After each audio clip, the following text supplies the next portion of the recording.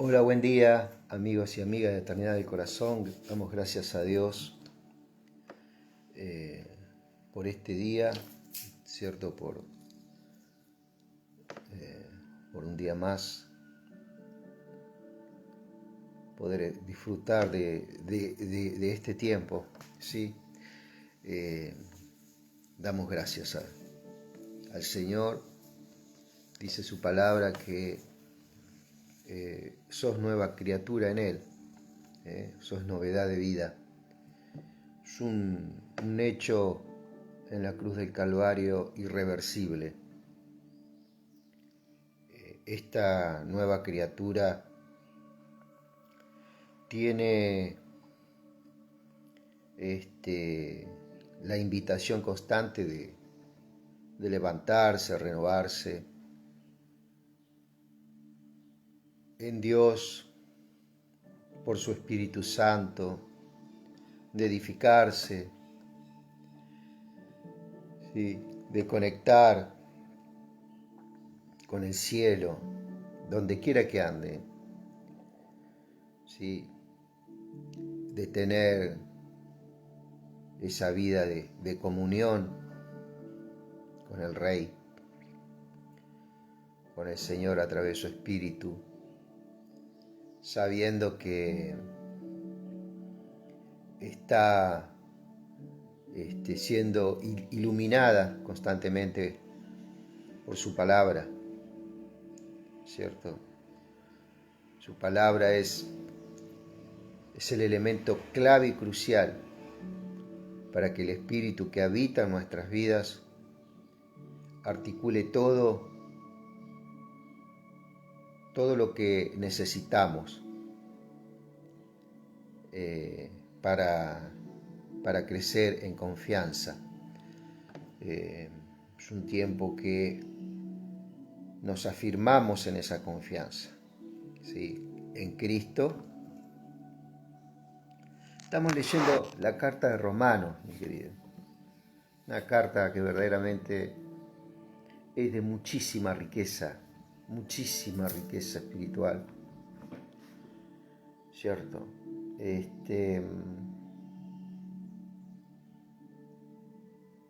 algo verdaderamente el Señor lo que hizo con esta gente. Al poco tiempo de resucitar de los muertos, el Señor se le apareció a muchos, dice, a más de 500.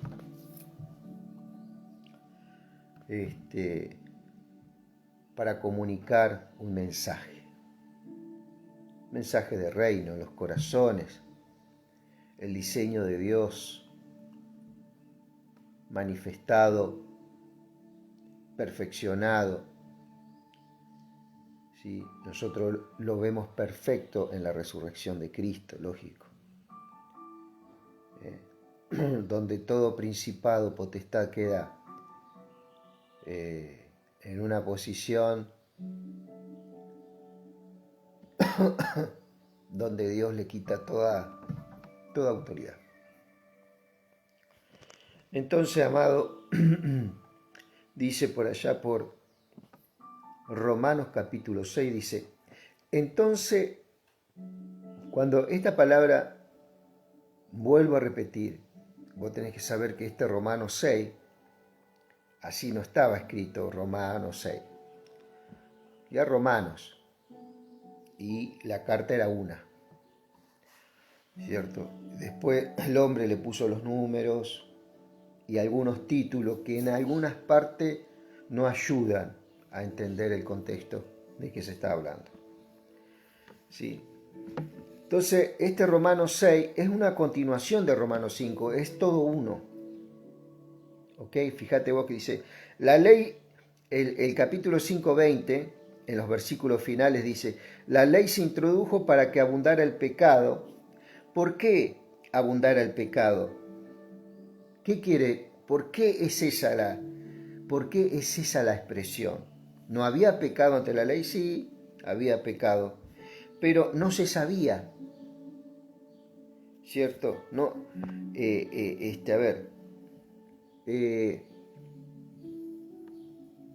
existía la acción pecaminosa, pero la ley vino a darle forma para que el hombre, ¿cierto?, pueda saber de que ese pecado, ¿cierto?, en el cual el hombre estaba, era la causa de la maldición y de la muerte. ¿Sí? Esa ley lo que vino es a mostrar el pecado, le vino a dar la lente al hombre para decir lo que estoy haciendo, ¿cierto?, es sobremanera grave.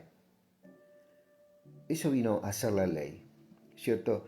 La ley se introdujo para que abundara el pecado. ¿Qué quiere decir esa expresión abundar el pecado? Para que el hombre viera en la multitud de rebeliones en el que estaba parado, pero también, ¿cierto? Dice, pero cuando el pecado abundó, cuando el hombre sobreabundó la gracia, ¿cierto?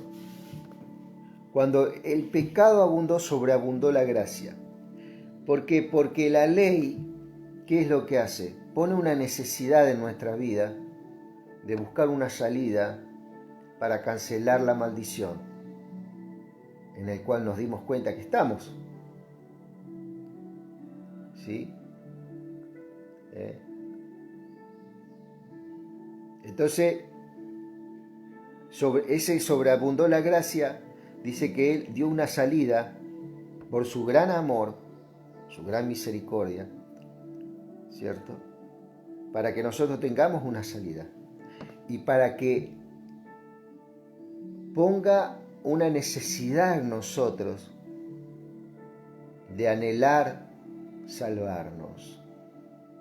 Entonces el hombre abre el corazón al Evangelio, a las buenas nuevas, y comienza una confianza y una relación con el Padre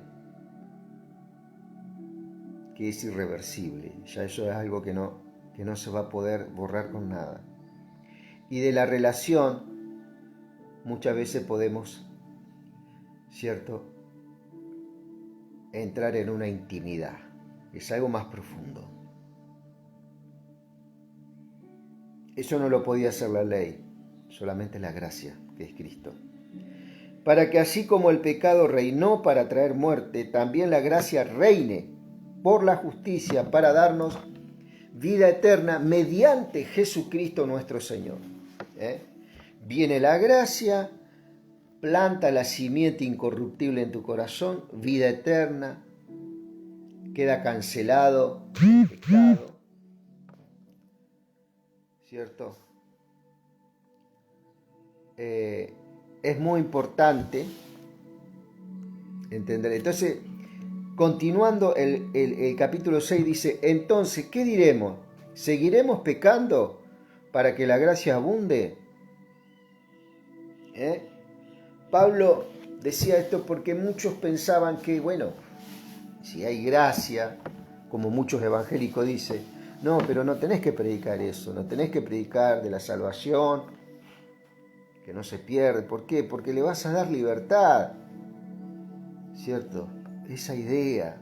Bueno, esos son los niveles de temor que están enquistados en muchos, ¿cierto?, que creen que la gracia es una licencia para seguir pecando, ¿no?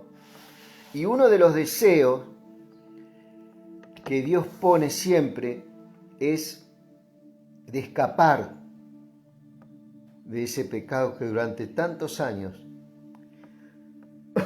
hemos estado, ¿cierto? Y ya salvados, una vez salvados, ¿cierto?, una de las cosas que tenemos que es despojarnos de las acciones pecaminosas.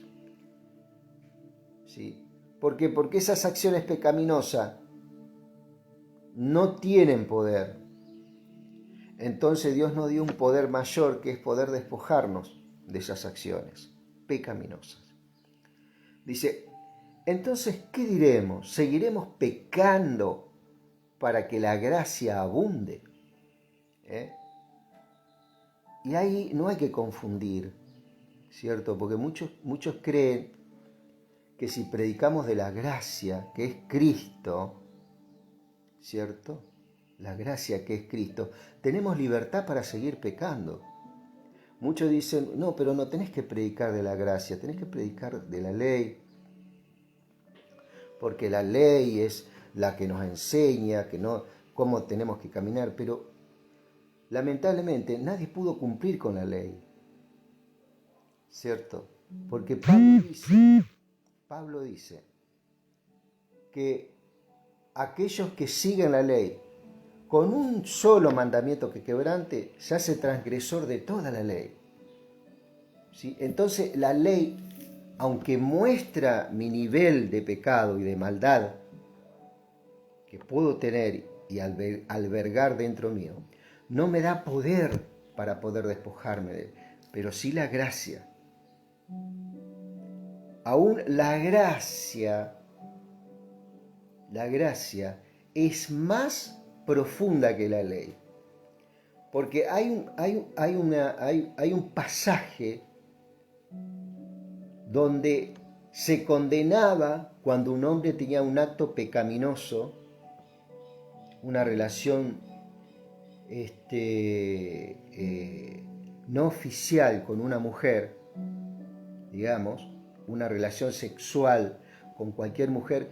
Dios condenaba eso por la ley. Pero acá, ya con la gracia, con el solo ver a una mujer, ¿cierto? Y desear ilícitamente tener algo con ella, ya es como si hubiéramos pecado, de hecho.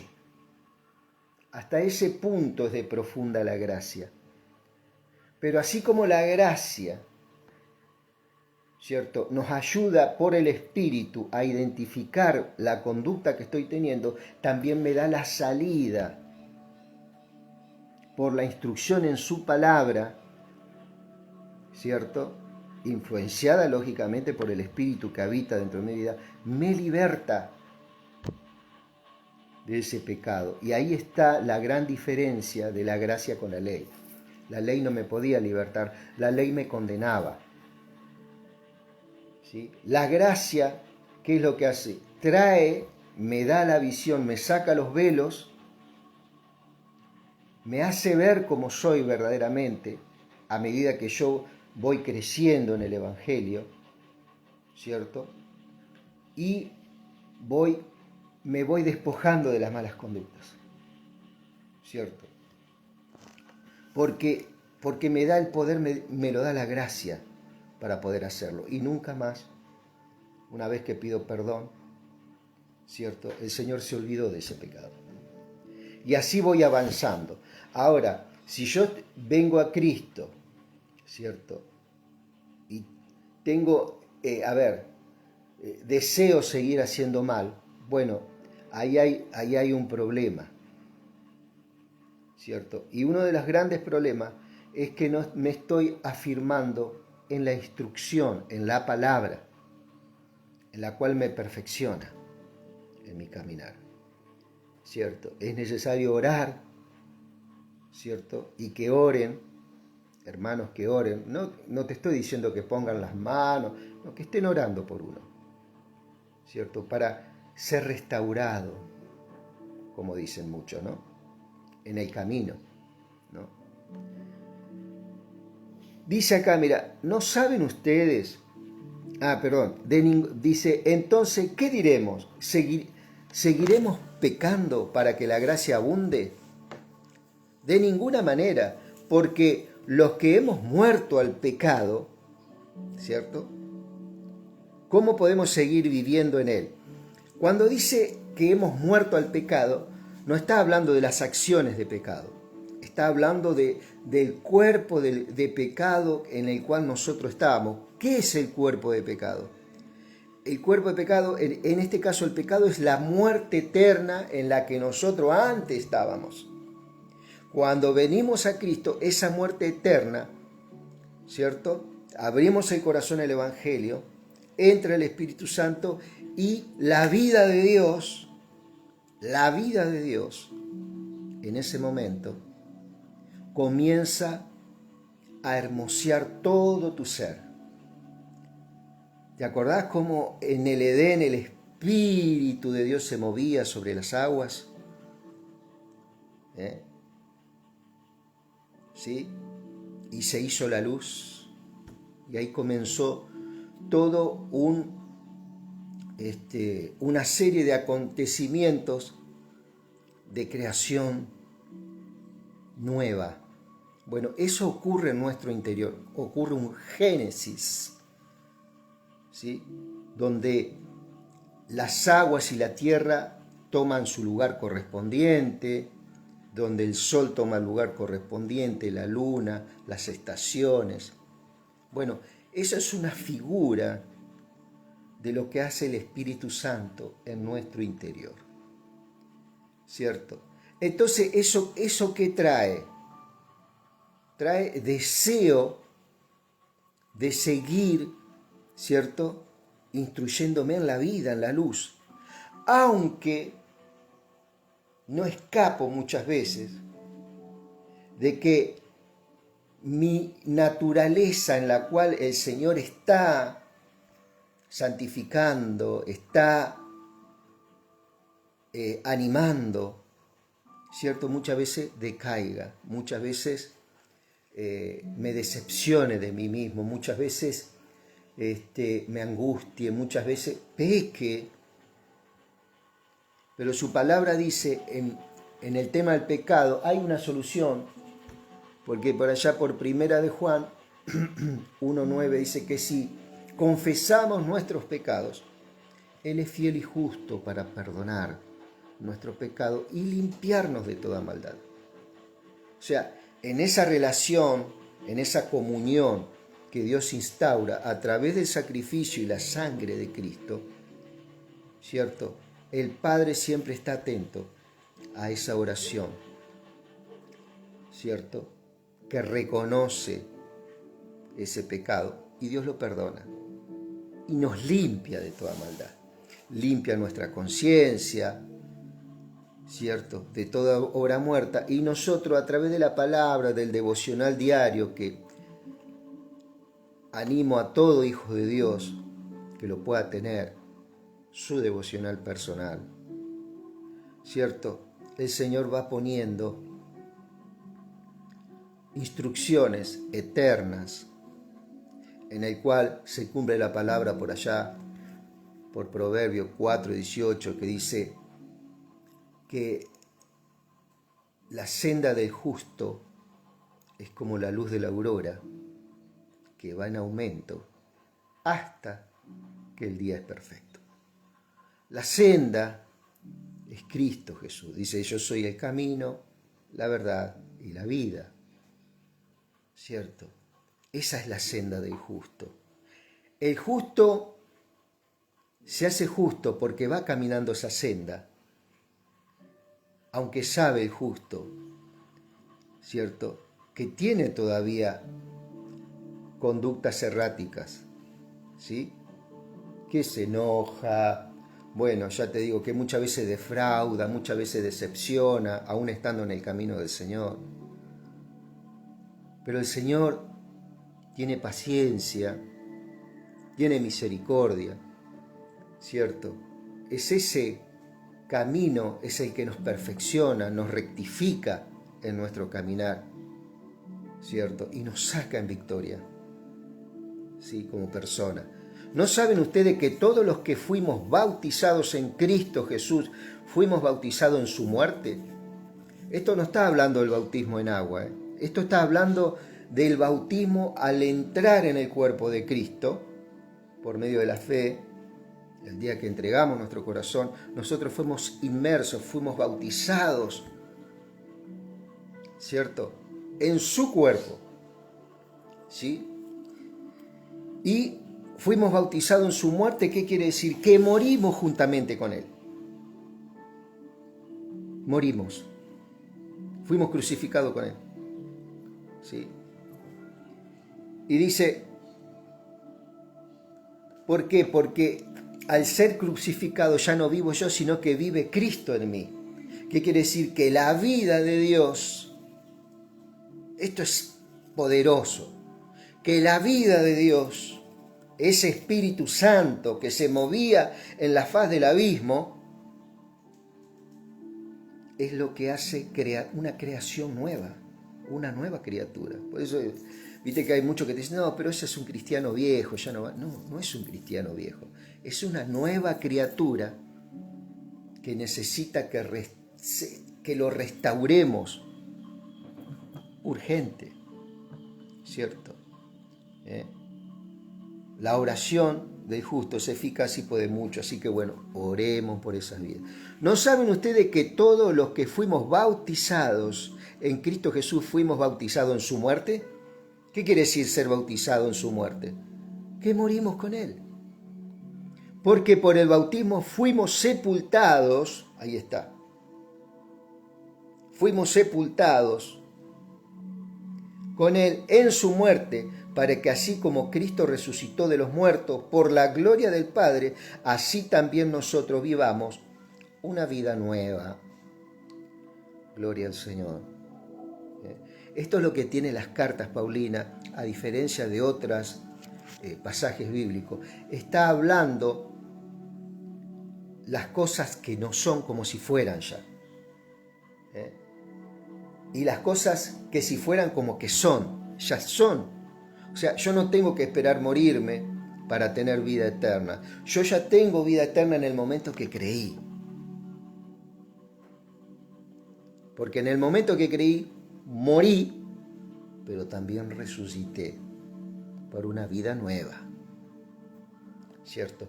Porque si nos hemos unido, dice el verso 5 de Romanos 6, porque si nos hemos unido a Cristo en su muerte, esa unidad ocurre en el momento que creímos, así también nos uniremos a Él en su resurrección.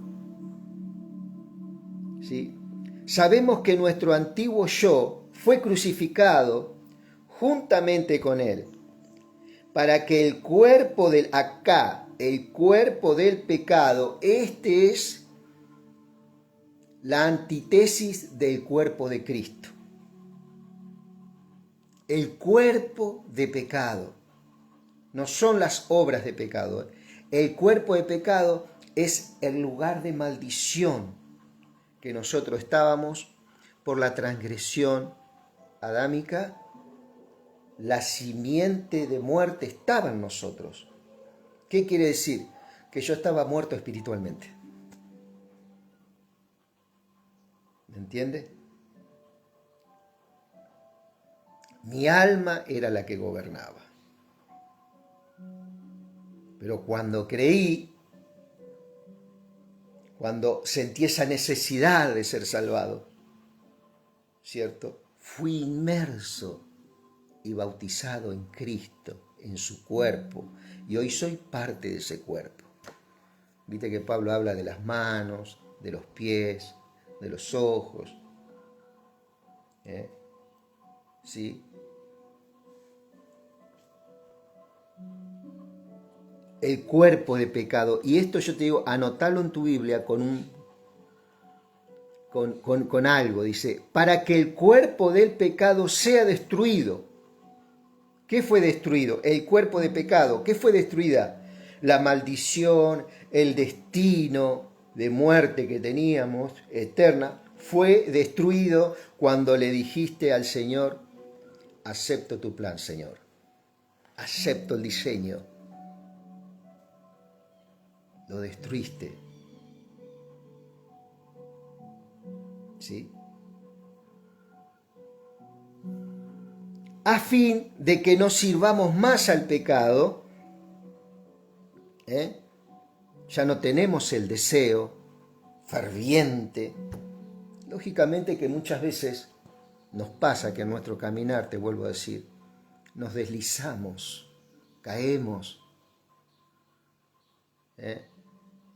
pero Él nos levanta, ¿sí? Porque Él sabe que lo que colocó en nosotros nos va a redarguir, nos va a amonestar.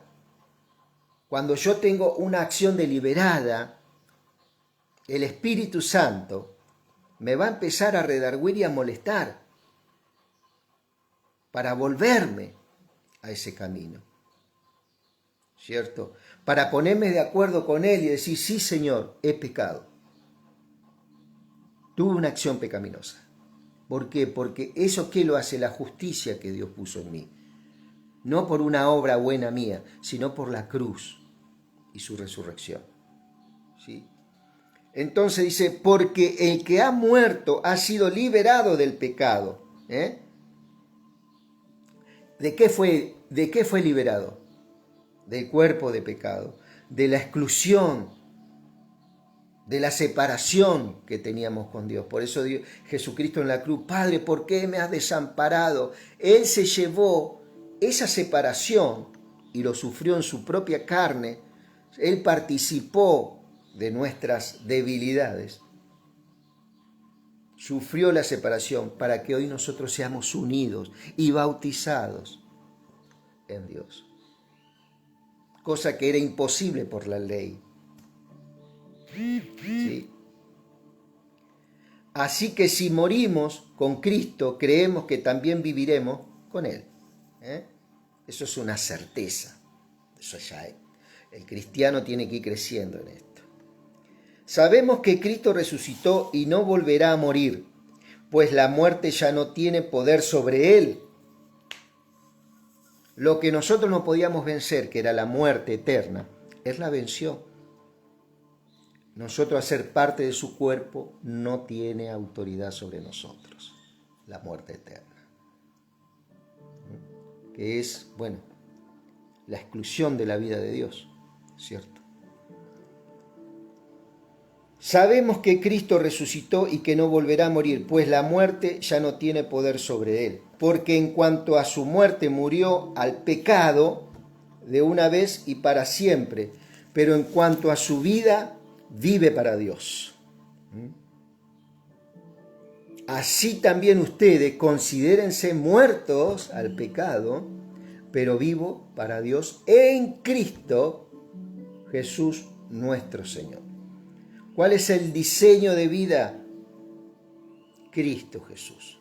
No hay otro diseño. No hay diseño del profeta tal, del sacerdote tal. Acá el ejemplo es Cristo, que tiene que ser revisado constantemente por nuestras vidas.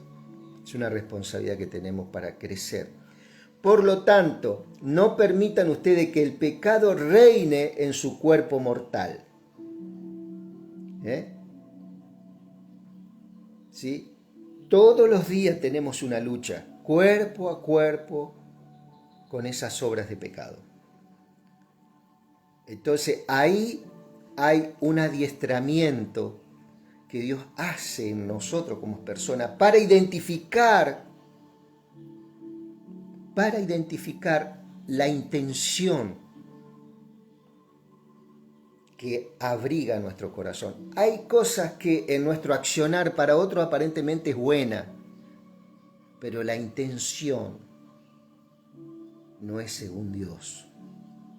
Por ahí la intención es para hacernos ver, para aparentar algo, ¿sí? El corazón del hombre a veces, el corazón nuestro, y me pongo yo, es muchas veces engañoso. Y la persona está viendo una obra buena, pero el Señor no ve tan solamente la obra, sino ve la intención de esa obra. ¿Cuál es la intención? ¿Manipular a la persona? ¿Psicopatearla? No sé. ¿Le estoy dando algo para después pedirle algo a cambio? ¿Cierto? Hay diferentes cosas que tenemos que empezar a ver nosotros a través del Espíritu. Cómo nos ve el Espíritu y ponernos de acuerdo con Él. ¿Cierto? Tampoco presenten, dice, por lo tanto, no permitan ustedes que el pecado reine en su cuerpo mortal, ni lo obedezcan con sus malos deseos. Los deseos, las concupiscencias. Cristo tuvo concupiscencias, tuvo deseos. Era un hombre natural. Él se despojó ¿cierto? De toda su omnipresencia, su omnipotencia, su omnisciencia, se hizo hombre. O sea, él tenía deseos, pero no se dejó gobernar. Y esa es la lucha que él trae, también ese es el principio que él trae conmigo. No déjame gobernar. De la mañana cuando me despierto, los pensamientos comienzan a pulular mi mente, otra vez comienzan, es un momento cíclico, comienza una lucha y generalmente soy vencido por esos pensamientos. Pero en Cristo ahora me toca empezar a identificar, ese pensamiento vino ayer, vino antes de ayer, vino la semana pasada. Señor, cancelo este criterio de pensamiento que tengo, Padre, en el nombre de Jesús. Tú me diste poder, me diste señorío, me diste autoridad, Señor, tu palabra. Y ahí en algún momento te sumergí en su palabra y comienza una renovación en los pensamientos, ¿cierto? Y ya en la mañana ya no van a ser los pensamientos, sino que va a venir un rema de parte de Dios, una palabra que va a aparecer en tu espíritu, donde vos la vas a declarar con tu boca en tu oración, y esa va a ser la espada, ¿cierto? Que va a cortar todas tinieblas personales, ¿sí? Tampoco presenten sus miembros al pecado como instrumento de iniquidad, sino preséntense ustedes mismos a Dios vivos de entre los muertos, y presenten sus miembros a Dios como instrumentos de justicia. El pecado ya no tendrá poder sobre ustedes, pues ya no están bajo la ley, sino bajo la gracia. Esto de los miembros también es muy profundo. Los ojos, el oído, todo lo que vemos, lo que oímos, esto está involucrado en este paquete, ¿cierto?, de santificación en nuestras vidas, ¿sí? Para que seamos guiados, ¿cierto?, en toda buena obra, ¿cierto? En todo, que podamos pensar en todo lo honorable, en todo lo bueno, en todo lo justo, como dice Pablo, ¿sí? Y dice, entonces, ¿qué? ¿Pecaremos porque no estamos? Mirá, fíjate otra cosa que decía, ¿no? Entonces, ¿qué? ¿Pecaremos porque no estamos bajo la ley, sino bajo la gracia? De ninguna manera. Porque la gracia es más profunda que la ley. Cuando la ley condenaba lo externo, la gracia redarguye lo interno. La intención por lo que hago cosas aparentemente buenas. Un político puede hacer cosas aparentemente buenas. Un sacerdote puede hacer cosas aparentemente buenas. Un pastor, un evangelista, no sé. Qué buena. Pero ¿cuál es la intención? ¿Es la correcta? Eso el Señor lo ve y lo pesa también en balanzas, ¿sí? De ninguna manera, ¿acaso no saben ustedes que si se someten a alguien para obedecerlo como esclavos, se hacen esclavos de aquel a quien obedecen, ya sea el pecado que lleva a la muerte o a la obediencia que lleva a la justicia? ¿Sí? Pero gracias a Dios que aunque ustedes eran esclavos del pecado, han obedecido de corazón al modelo de enseñanza que han recibido. Esto es una enseñanza que coopera con nuestro crecimiento, que nos da vida, nos da oxígeno, nos da todo lo que necesitamos, todos los recursos, ¿sí? Y una vez liberados del pecado, llegaron a ser siervos de justicia. ¿Qué quiere ser siervo? Esclavos de justicia, para perfeccionar. Son esclavos que están siendo perfeccionados, ¿sí? Hablo en términos humanos, por la debilidad de su naturaleza humana,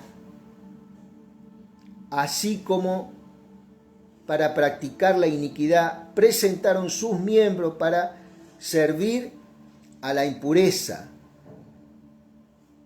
y la maldad. Ahora para practicar santidad, presenten sus miembros para servir a la justicia. Estamos en un proceso de santificación ahora, que ese proceso nos ayuda a darnos cuentas, dando cuenta dónde están nuestros pasos. ¿Sí? ¿Y qué es lo que hace? Nos vuelve a la senda correcta, que es la enseñanza del Señor.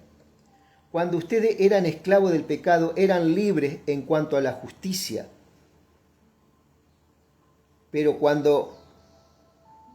¿qué provecho sacaron de eso? Maldición. ¿Sí?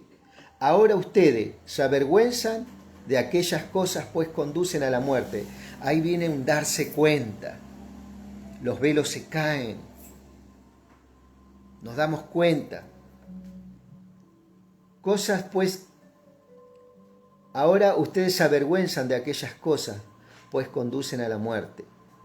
Pero como ya han sido liberados del pecado y hechos siervos de Dios, el provecho que obtienen es la santificación, cuya meta final es la vida eterna. ¿Sí? Porque la paga del pecado es muerte, pero la dádiva de Dios es vida eterna en Cristo Jesús. ¿Cierto?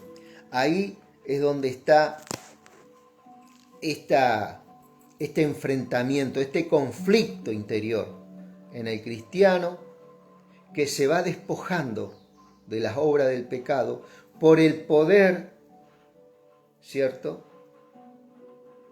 de la sangre de la cruz y por el Espíritu eterno que nos predica que ya fuimos libertados, que ya fuimos salvados, ¿cierto? Y que ahora tenemos que caminar según la palabra del Señor, según Dios. Sí, mi querido amigo, hasta acá llegamos con esto de Romanos capítulo 6. En el día de mañana seguiremos leyendo esta carta, ¿cierto? Que es muy rica, muy rica. Solamente estamos tocando algunos tópicos así, yo calculo que no son muy profundos todavía, que esto llevaría verdaderamente a un estudio extenso, pero que el Señor nos siga ayudando, y lo va a hacer, ¿cierto?, para poder entender la sencillez de la profundidad de sus pensamientos. ¿Sí? Que Dios te bendiga y que Dios te guarde.